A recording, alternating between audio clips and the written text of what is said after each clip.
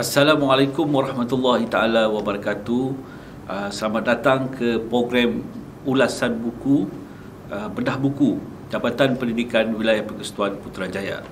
Jadi pada hari ini saya Kamaluddin bin Muhammad Kasim, Pengetua SMK Putrajaya Persin 161, akan mengulas satu buku yang bertajuk Kaunseling Remaja, Tips dan Panduan ke Arah Satu Keluarga, Satu Kaunselor. Penulisnya ialah Encik Awaluddin bin Abdul Rahman, pensyarah dari kanan daripada UPM, dan Puan Nurlina Omar, iaitu pelajar PhD daripada UPM. Okey, buku ini diterbitkan oleh Utusan Publication. Muka surat buku ini ialah 90 muka surat dan diterbitkan pada tahun 2008, iaitu 14 tahun yang lepas. Keseluruhan matlamat buku ini sebenarnya ialah sebagai satu sumber rujukan kepada remaja yang bermasalah untuk dirujuk kepada kaunselor. Sebenarnya keseluruhan buku ini mengandungi 8 bab yang menunjukkan bagaimana yang memberi satu panduan kepada kita, kepada pembaca, bagaimana kita menguruskan anak-anak remaja kita untuk menggunakan pendekatan kaunseling. Jadi dalam bab pertama, penulis mendedahkan apa itu kaunseling. Okey, menurut buku ini, kaunseling berbeza dari segi pendekatan, dari segi teori, dari segi pendekatan kaedah untuk menyelesaikan masalah remaja. Manakala nasihat berdasarkan pengalaman dan pengetahuan. Jadi penulis membezakan, iaitu menasihat dan kaunseling adalah dua benda yang berbeza. Kaunseling berdasarkan kemahiran berstruktur, berteori, merangkumi aspek pemulihan, pencegahan dan perkembangan.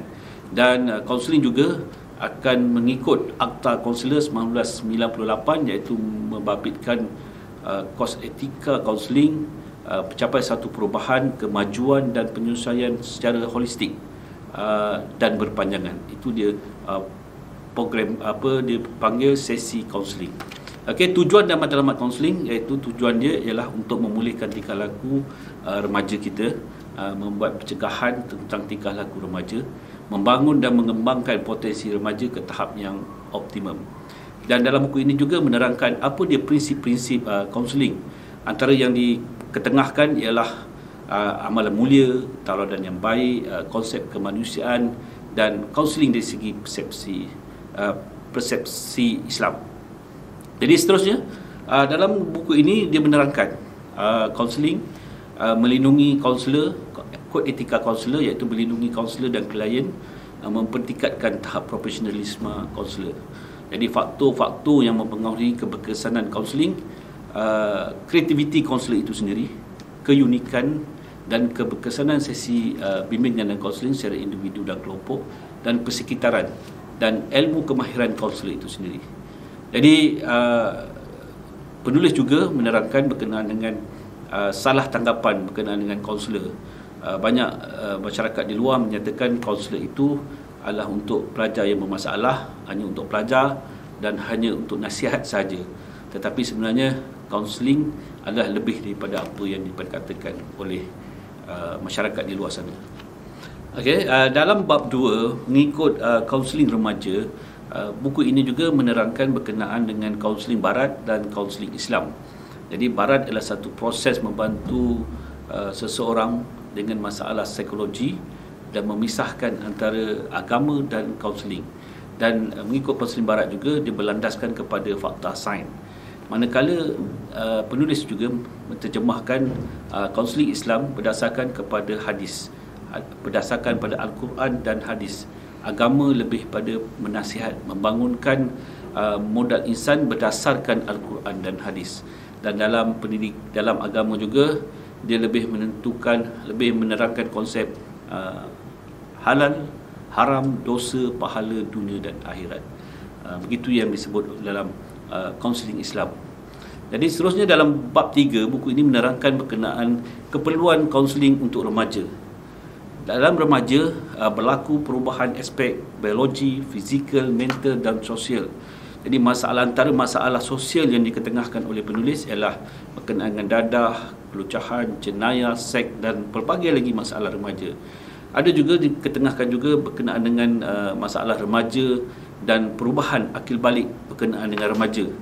Remaja dalam kekeliruan identiti, iaitu dari segi positif, identiti positif, identiti yang negatif, penguasaan dari segi fizikal, konsep kendiri yang realistik, kognitif terhadap persekitaran, dan remaja yang bermasalah dari segi tolakan keluarga, pengaruh rakan sebaya, berkenaan jati diri, dan remaja dan jenayah.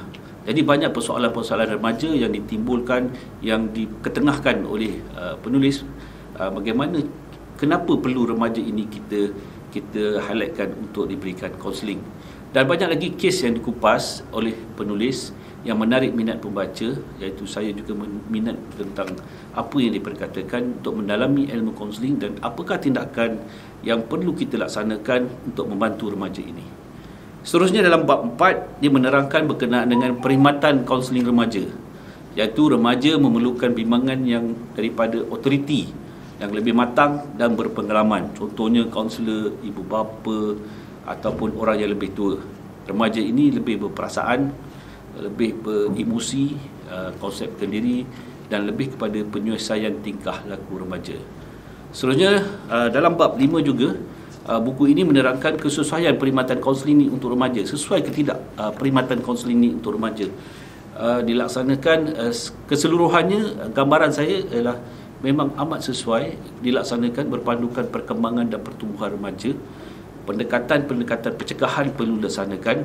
Walaupun remaja itu seorang yang ideal, kadang-kadang kita perlu memberi pendekatan pencegahan dan melibatkan individu penting dan berpengaruh serta yang lebih berperanan jika remaja itu duduk di sekolah ialah kaunselor, guru kaunseling di sekolah. Seterusnya dalam bab 6, buku ini menceritakan berkenaan siapa yang layak untuk diberi kaunseling, siapa yang layak memberi kaunseling kepada remaja. Menurut penulis, pembaca buku ini setidak-tidaknya boleh membantu sebenarnya remaja di peringkat awal seperti peringkat nasihat, seperti ibu bapa, abang, kakak, selayaknya kaunselor yang bertauliah. Tetapi penasihat perlu ikhlas, iaitu kalau ibu bapa atau abang atau kakak dan sebagainya, orang yang berdekatan dengan remaja perlu ikhlas, suka mendengar, mesra, mudah mesra dan empati tanpa menghakimi remaja tersebut. Okey, juga disebut seseorang yang hendak memberi kaunseling kepada remaja perlu jangan beremosi, menguasai yang lemah, ataupun ada unsur bala dendam ataupun lain-lain perkara-perkara yang negatif. Jadi persiapan untuk kaunselor atau untuk membantu remaja ini perlulah berdasarkan kepada garis-garis panduan yang dicadangkan oleh penulis. Seterusnya dalam bab 7 dalam buku ini juga berkenaan dengan pengetahuan khusus kaunselor untuk berhadapan dengan remaja. Okey, jika ibu bapa ingin membantu anak remaja, abang atau kakak nak membantu remaja tersebut, jadi apakah yang kemahiran-kemahiran yang perlu dia ada? Iaitu dalam bab ini yang menarik perhatian berkenaan dengan asas kaunseling itu sendiri. Iaitu yang pertama, mesti memahami remaja itu, memahami personaliti remaja, mengetahui potensi remaja itu, dan perubahan tingkah laku remaja, serta komunikasi remaja, iaitu dari segi non-verbal dan verbal. Okay, seterusnya perlu mengetahui berkenaan dengan perkembangan diri remaja. Okay, kenapa remaja itu bertingkah laku begitu?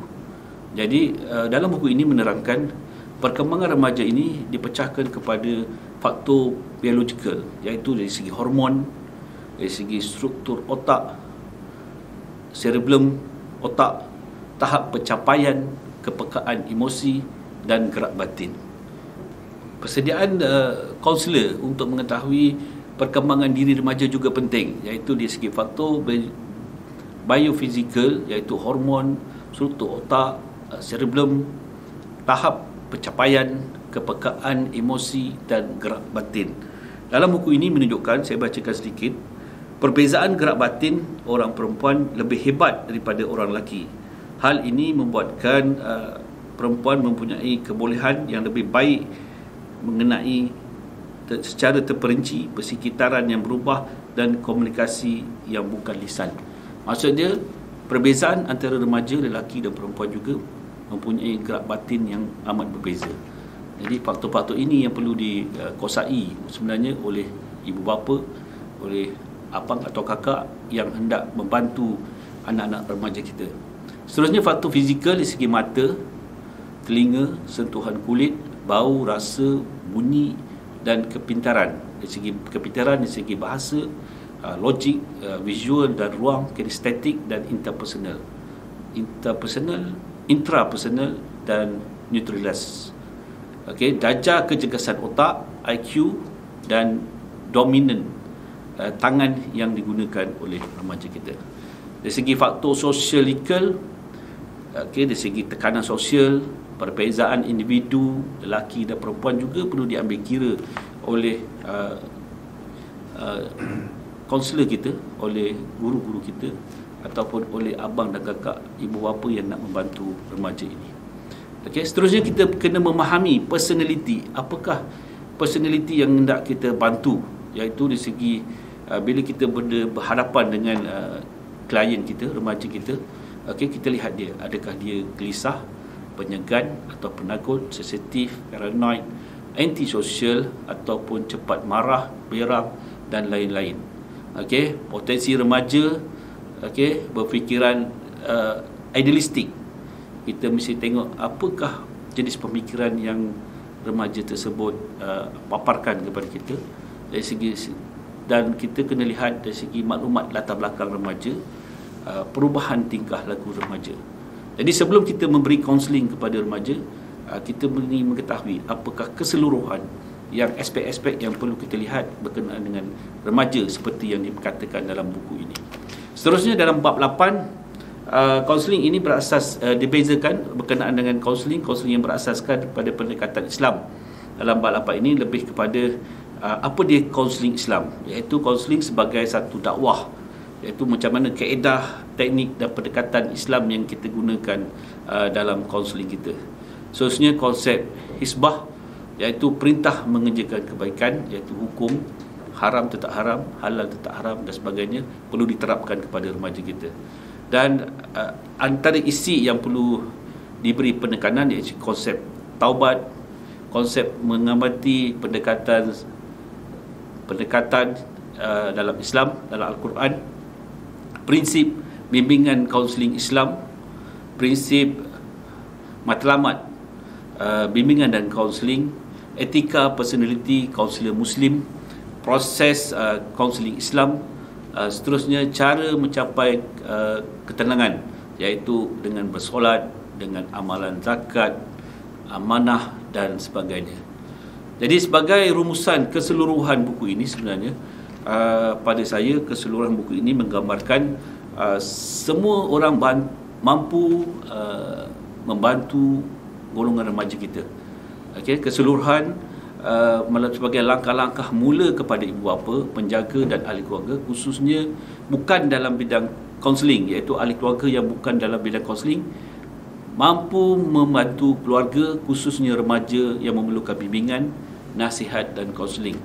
Ilmu pengetahuan yang diolah ini mampu memberi gambaran apa itu remaja dan perlunya membantu, kerana segala tingkah laku yang berlaku mungkin atas luar kawalan kemahiran dan pengetahuan remaja itu sendiri.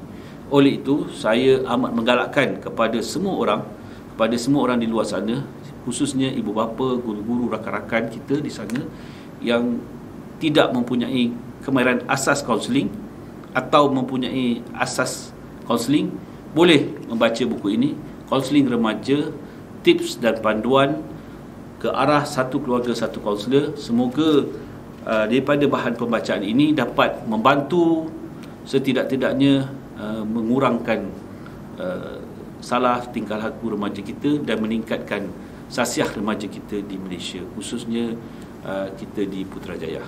Jadi itu saja ulasan buku daripada saya. Sekian, Assalamualaikum warahmatullahi taala wabarakatuh.